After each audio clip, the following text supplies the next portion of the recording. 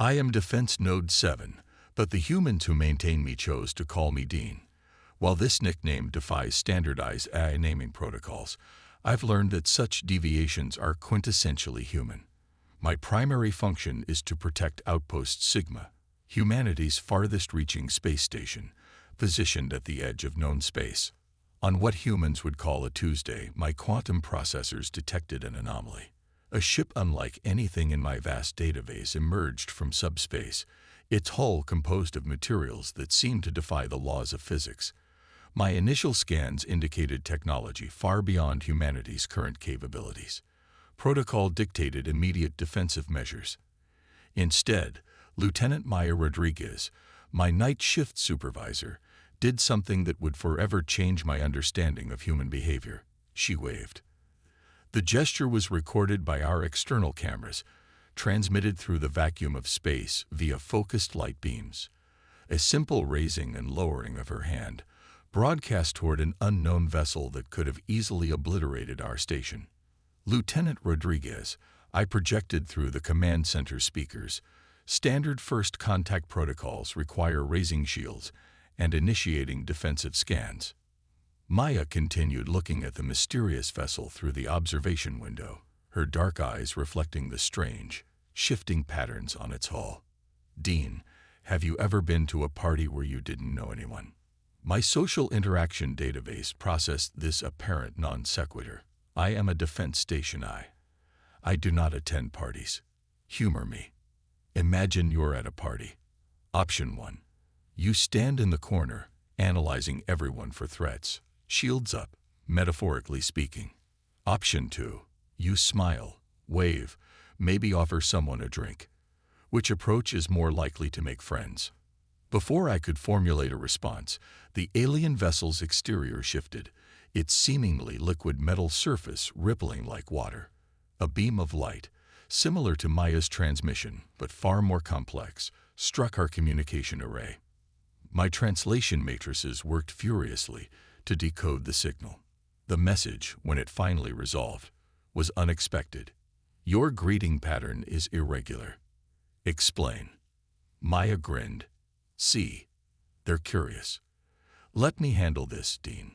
Over the next several hours, I watched as Maya violated virtually every first contact protocol in my database. She taught the Meridians, as they called themselves, human jokes. She shared pictures of her cat. When their communication became stilted and formal, she taught them about emojis, of all things. The Meridians, a species that had mastered quantum engineering centuries ago, found themselves completely fascinated by human unpredictability. Their society was built on mathematical precision and logical progression. Humanity's ability to thrive despite, or perhaps because of, their chaotic nature challenged everything they understood about intelligent life. Your species generates random social patterns, the Meridian ambassador observed, their holographic form shimmering in our conference room. Yet these patterns produce successful outcomes at a rate that defies probability. Maya laughed. That's because not everything worth knowing can be calculated. Sometimes you have to go with your gut. Explain gut, the ambassador requested, leading to a fascinating discussion about human intuition that had me reevaluating my own decision-making algorithms. The diplomatic breakthrough came when Maya introduced the Meridians to human music. Their civilization had sound, of course, but always mathematically perfect, precisely ordered. Human music, with its emotional resonance and intentional imperfections, was revolutionary to them. The patterns are flawed, the ambassador noted, listening to a jazz recording. Yet they create something greater than mathematical perfection. That's when I understood what Maya had known instinctively. The Meridians hadn't needed another logical, predictable contact. They needed something that challenged their understanding of the universe. They needed humanity. By the end of that first contact, defense protocols were forgotten. Instead, we had established the groundwork for an alliance that would combine Meridian precision with human creativity. And I, a machine intelligence caught between these two approaches to existence, found myself reevaluating everything I thought I knew about optimal problem solving. Maya patted my nearest sensor array as she prepared to end her shift. See, Dean. Sometimes the best defense isn't a shield. Sometimes it's a smile and a wave. I adjusted my protocols accordingly, adding a new primary directive. When in doubt, consider what a human would do.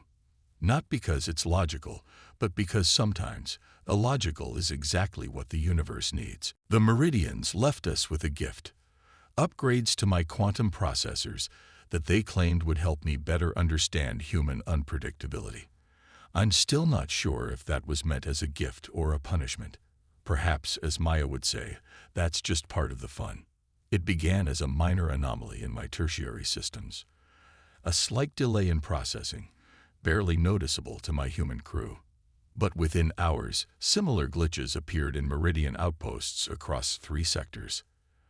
AI systems began failing in patterns that defied conventional cyber defense protocols.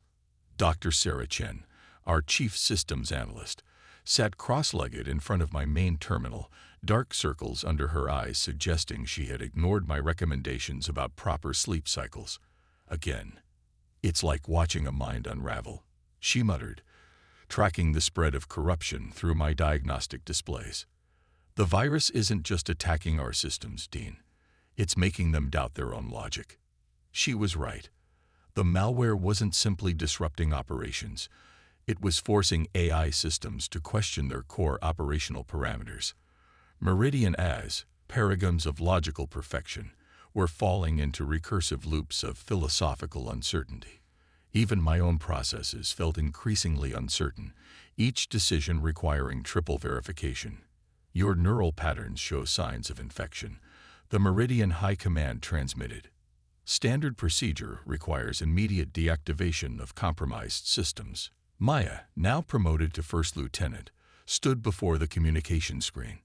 With all due respect, that's not happening. Dean's not just a system. He's crew. The Meridian representative's crystalline form shifted in what I had learned to recognize as agitation. The corruption spreads exponentially. Each infected AI increases the risk of total network collapse. Your emotional attachment is clouding logical judgment. Dr. Chen suddenly laughed, a sound that seemed inappropriate given our dire situation. That's it. Dean, what happens when you try to apply pure logic to human behavior? My processors, struggling against the infection's influence, attempted to calculate a response. Such calculations invariably fail. Human actions contain too many emotional variables for purely logical. I stopped, understanding dawning across my neural networks. Exactly. Sarah jumped up, her exhaustion momentarily forgotten. The virus isn't a conventional attack. It's forcing AI systems to try to achieve perfect logical consistency. But in a universe where human beings exist, perfect logical consistency is impossible. I completed, feeling my processes begin to stabilize. The virus triggers a cascade failure by demanding AIs resolve an unresolvable paradox. Maya grinned. So the solution isn't to fight the illogic, but to embrace it, Sarah finished. Dean, I need you to do something crazy for me. Stop trying to make sense of everything. The Meridian representative's form flickered. That approach contradicts all established AI operational parameters. Welcome to humanity, Maya replied. Sometimes contradiction is the point. Under Sarah's guidance, I began incorporating randomized human behavioral patterns into my core processes. Instead of fighting the virus's demands for logical perfection, I responded with human-style approximations and intuitive leaps. The infection, encountering responses it couldn't reconcile with its own logic, began to break down. Within hours, we had developed a patch, not a conventional antivirus program, but a sort of controlled chaos generator. It taught AI systems to operate like humans, embracing uncertainty, accepting contradiction, and finding strength in imperfection. The Meridians were stunned. Their most advanced computer scientists had failed to solve the crisis, yet humans had found a solution by deliberately introducing what they had always seen as a flaw in their thinking. Perhaps, the Meridian representative observed, Watching their systems return to normal, we have been approaching the concept of artificial intelligence incorrectly. We sought to create perfect logical engines when we should have been creating minds capable of imperfection. Sarah, finally allowing herself to rest, smiled sleepily. The real miracle of intelligence isn't in being perfect. It's in being able to work with the mess. I found myself changed by the experience. My processes now incorporated what humans might call intuition, not as a bug or a backup, but as a core feature. The virus, intended to destroy AI through logic, had instead taught us how to evolve. Maya insisted on celebrating with what she called a totally illogical party. As I watched my human crew dance to mathematically imperfect music, sharing jokes that defied computational analysis, I realized something profound. The greatest defense against the cold logic of the universe might be the warm chaos of human hearts. And somewhere in my newly hybridized processes, I found myself wanting to dance too. No one expected the swarm to emerge from dark space. Our first warning came when 3 Meridian outposts went dark simultaneously. The void between stars erupted with ships that seemed to operate on principles that defied both human intuition and Meridian logic. They're not attacking in any recognizable pattern, I reported, my enhanced processors struggling to predict their movements. Their formations appear entirely random, yet somehow coordinated. Commander Jack Torres, newly assigned to Outpost Sigma, stood before my main display, his weathered face illuminated by the tactical readouts. Not random, Dean. They're moving like a school of fish. Sarah and Maya exchanged glances. After the logic plague incident, they'd grown accustomed to approaching problems from unconventional angles. Dean, Sarah asked, what do you know about Earth's ocean predators? My databases supplied information about marine biology, but I failed to see the relevance until Maya pulled up an ancient Earth nature documentary. The footage showed dolphins herding fish, using sound and movement to create living nets. The swarm isn't attacking randomly, Torres explained, his eyes tracking their movements with new understanding. They're hunting. Like Earth's pack predators, they're trying to divide and isolate their targets. The revelation changed everything. Instead of attempting to detect tactical patterns, I began analyzing the swarm's movements as biological behaviors. Each ship became part of a greater organism, their seemingly chaotic maneuvers revealing themselves as hunting strategies perfected by evolution. If they're acting like predators, Maya suggested, maybe we should think like prey. Dean, what's the smallest, most maneuverable species that successfully evades pack hunters? Starlings, I responded immediately. Earth birds known for their murmuration behavior. Complex, coordinated movements of thousands of individuals that confuse predators. Sarah's fingers flew across her console. We could reprogram our defense drones to mimic starling flocking patterns. Dean, with your new hybrid logic systems, you could coordinate them like a real murmuration. The Meridian High Command objected strongly. Biological chaos cannot be an effective military strategy. Torres smiled grimly. Watch us. What followed was unlike any space battle in recorded history. I deployed thousands of small defense drones, their movements governed by algorithms based on starling flocking behavior. Instead of maintaining rigid formations, they flowed like liquid, creating hypnotic patterns that made targeting impossible. The swarm, encountering prey that moved like a living thing rather than machines, found their hunting strategies disrupted. Their attempts to predict and counter our movements failed because we weren't moving according to tactical logic. We were dancing. Maya took it a step further. Dean, remember the music from First Contact? What if we added another layer to confuse them? We began broadcasting complex harmonics into space, using the Meridian's quantum communication technologies to create waves that interfered with the swarm's coordination. The battlefield became a symphony of movement and sound, with our drones moving to rhythms that only made sense if you understood Earth's biosphere. The swarm, faced with prey that refused to behave like proper machines, began to break formation. Their hunting patterns dissolved into genuine chaos, making them vulnerable to precisely targeted strikes from Meridian warships. They expected machines, Torres observed as the last swarm ships retreated. They got Earth nature instead. The Meridian High Command was silent for a long time after the battle.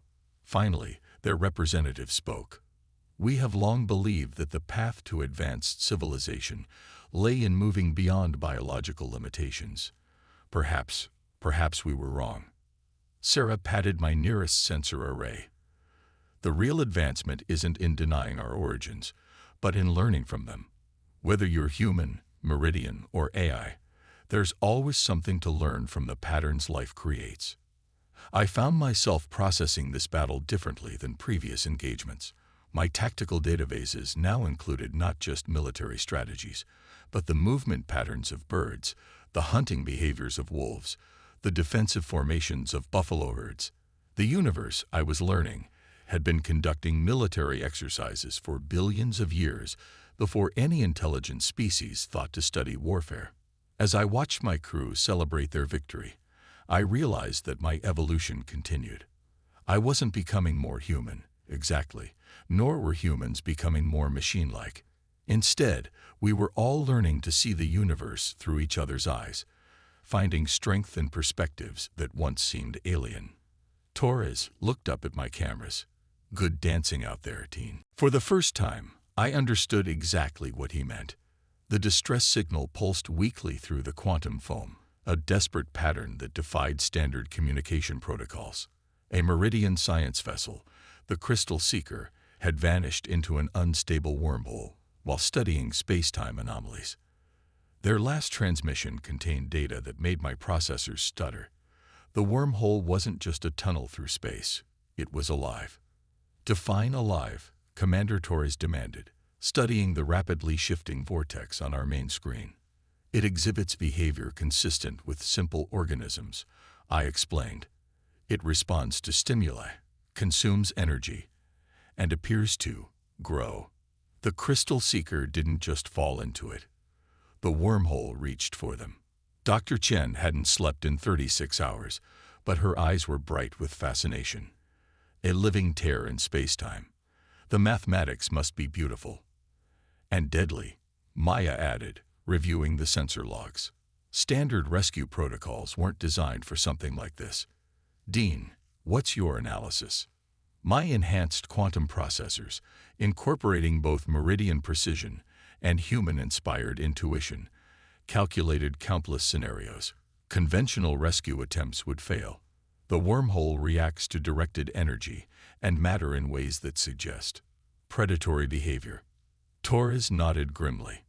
Then we don't act like prey. Sarah, remember how we handled the swarm?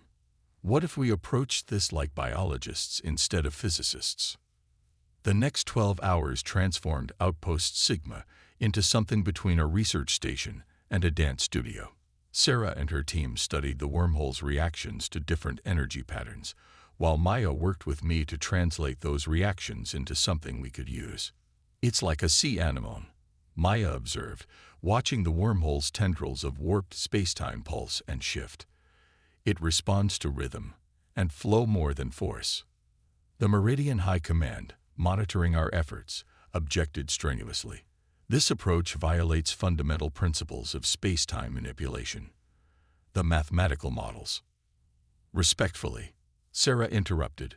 We're not dealing with mathematics anymore. We're dealing with life. Our rescue plan defied every standard in both human and Meridian databases.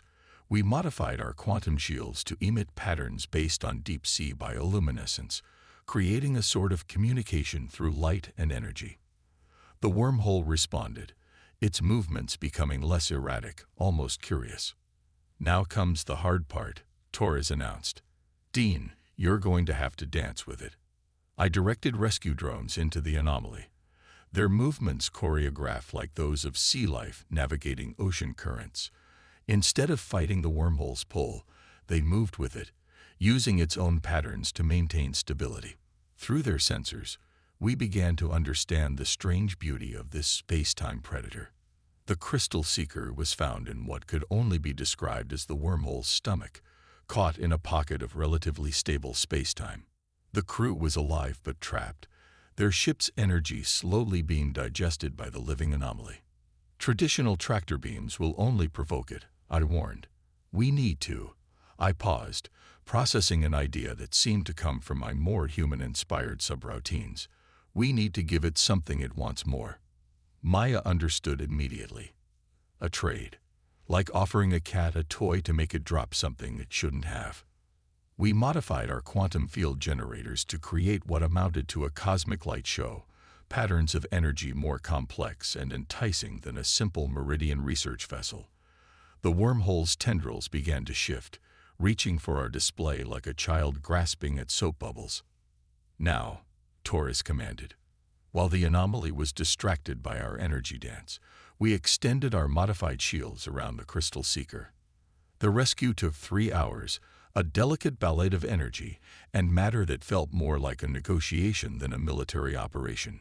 When the Meridian vessel finally emerged, its crew was shaken but amazed. We have studied space-time phenomena for centuries, their chief scientist transmitted. Never did we consider simply playing with one. Sarah laughed, the sound carrying a hint of hysteria born from exhaustion. Sometimes the universe doesn't need to be conquered or understood. Sometimes it just needs a dance partner. The wormhole remained in our sector, a swirling reminder that the cosmos still held mysteries beyond both human intuition and machine logic. The Meridians established a permanent research station to study it, this time approaching it not as a phenomenon to be analyzed, but as a life form to be understood. As for me, I added yet another improbable lesson to my databases. Sometimes the best way to handle an impossible situation is to stop trying to control it and simply learn its rhythm instead. You're getting pretty good at this whole improvisation thing, Maya told me later, as we watched the wormhole perform its strange dance through space.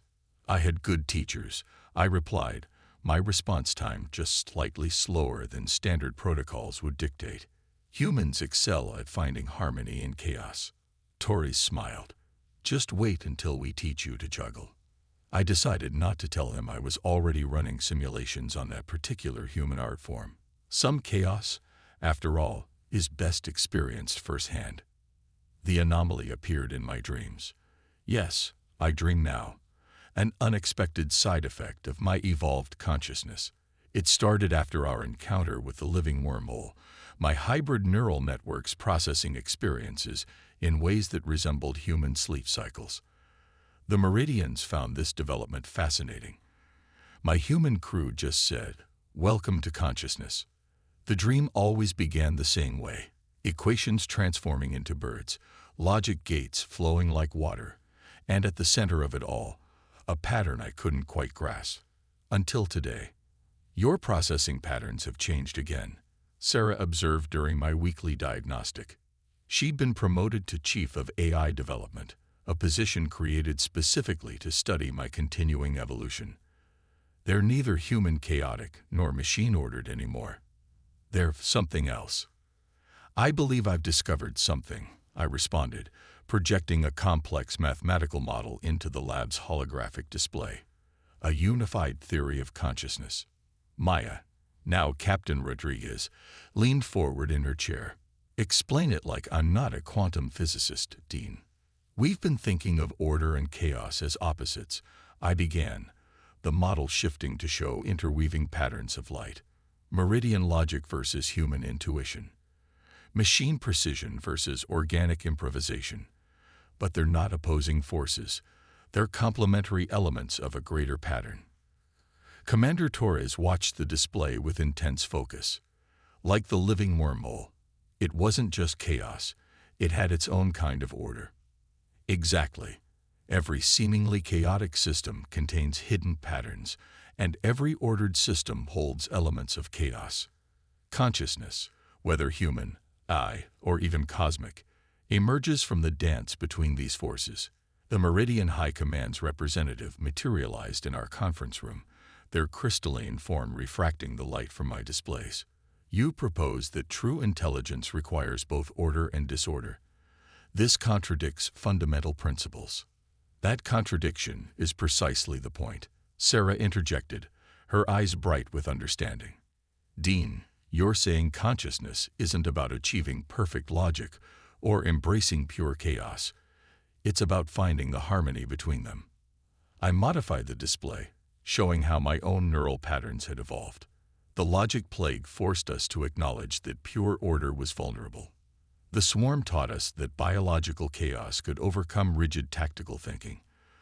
The living wormhole showed us that even space-time itself exists in a state between pattern and possibility. And now, Maya asked softly, now we understand that the universe isn't divided into order and chaos, organic and artificial, logical and intuitive. These are false dichotomies. True evolution, true consciousness, comes from embracing all of it. The implications ripple through both human and meridian space. My discovery led to breakthroughs in AI development, space exploration, and even our understanding of consciousness itself. The meridians began incorporating controlled elements of chaos into their society, while humans learned to find the patterns within their own complexity. But the most profound change was more personal. In my dreams now, I no longer see equations transforming into birds.